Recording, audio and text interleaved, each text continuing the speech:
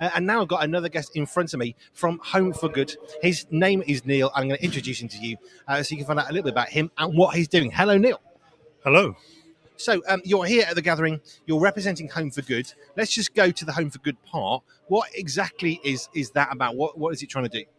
So in a nutshell, I guess Home for Good is wanting to inspire the church to consider fostering and adoption and supported lodgings and inspire Christians to actually become those people. We believe the church is the answer. So this year there will be about 38,000 children who will come into the care system. That's one every 15 minutes, which is 104 each day. So the need is great. Yeah. So we're talking about adoption. We're talking about children who need a family, who need a home. So what exactly is it that you're doing? Are you connecting services with parents, or are you vetting the parents? I mean, whereabouts are you sort of sitting in that the whole thing of a child's taken away, put into some sort of social care of some description, and then at some point you guys are going to come along and find a family. But how does that actually work? Yeah, good question, because one of the things I often fail to answer, but thankfully that people come and ask me, we're not an agency. So we've got this I guess, unique position really that we're not an agency. So we don't place children, we don't do any assessments or anything like that. That's all down to social services or an agency. Social workers do that, and we're not social workers. So, but what we do is one of the things we do have is what we call an inquiry line, and anyone can phone up. We've got experienced people there, and no matter how small your inquiry is, we will journey with you. So often people take years to come to a decision on whether they are going to foster or adopt, and we just want to be helpful in part of that journey. And the other thing that we want to do is we want to support people as well. So we raise up support groups within different communities. So because one of the important things is it's not just enough to have people say, yes, I want to become a foster carer or an adopter.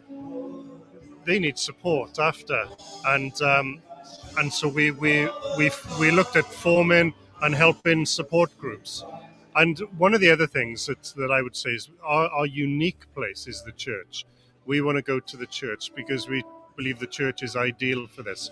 You have people who could adopt, people who could foster, people who could offer supported lodgings to teenagers, and people to support those people as well. The church is the ideal place to go for us. So just dealing with some of the language, I think for some people, you mentioned fostering and you mentioned adoption. What would be the difference between those two? Because are they very different? Yes, they're different and I guess in a sense similar. So either way, your children, sadly, for one reason or another, have not been allowed to continue living with their parents, and so they come into the care system. Now, initially, what you're going to need is people to look after them straight away. So that would be foster care, and foster care can take on a number of different guises. So you can have short-term foster care, which is anything up to 2 years. And then you can have longer-term foster care, which is anything beyond 2 years. You can have respite fostering, where perhaps it's just for a weekend or something like that. So that's fostering. So it's more of seeing as a temporary thing, but it's not always temporary, because long-term can be long-term.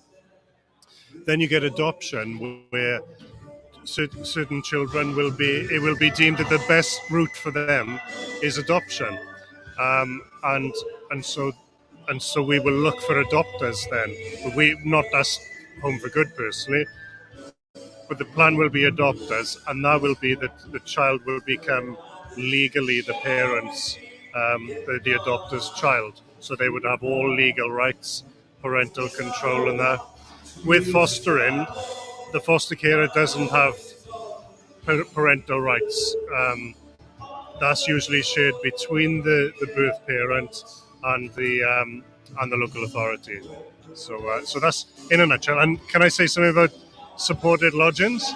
So supported lodgings for teenagers is sometimes it's called fostering light, and it's basically where a teenager can't live at home and they go and live with supported lodgings hosts, and they're like a mentor in many ways.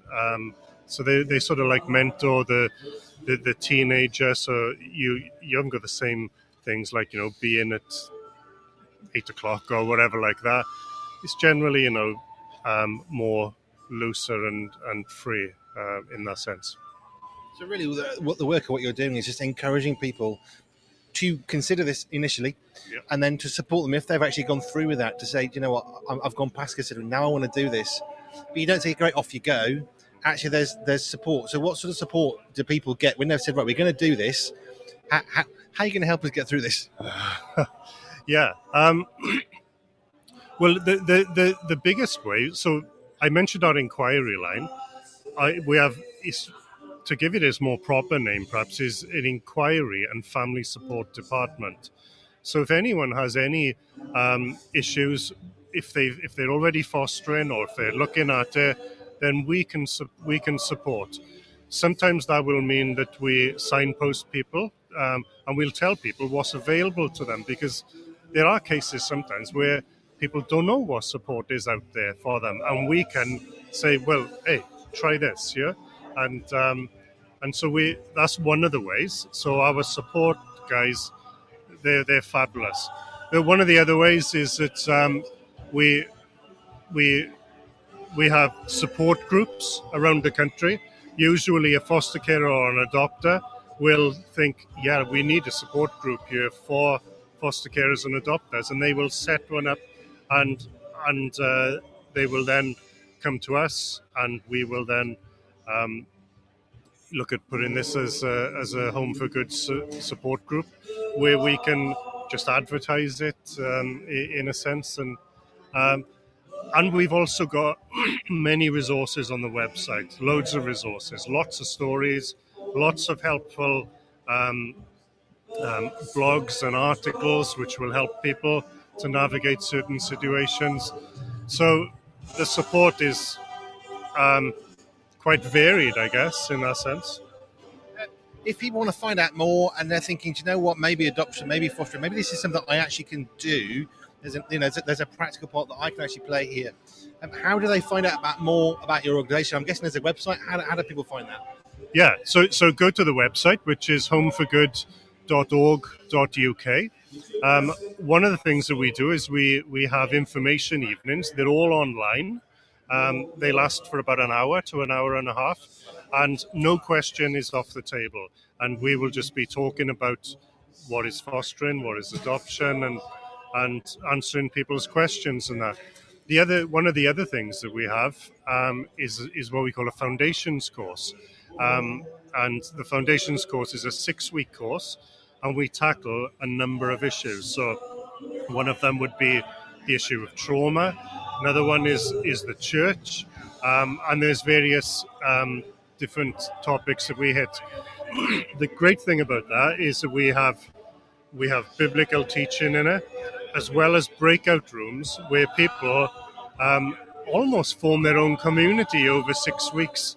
And people have said, really got to know my breakout room leader, and the people in my group as well. And you sort of discuss some of the questions that come up.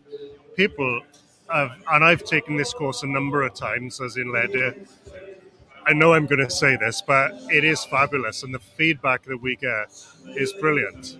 People find it really, really helpful that you've gone through a really well thought out process. And for some people, they'll say, not for now. For other people, they'll say, great, let's start the journey in earnest. They would be two of the main ways, and everything is on the website. So,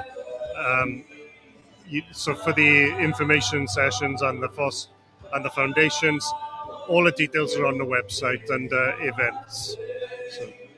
So if you want to know more about Home for Good, go for homeforgood.org.uk. Neil, thank you for your time and sharing some of this.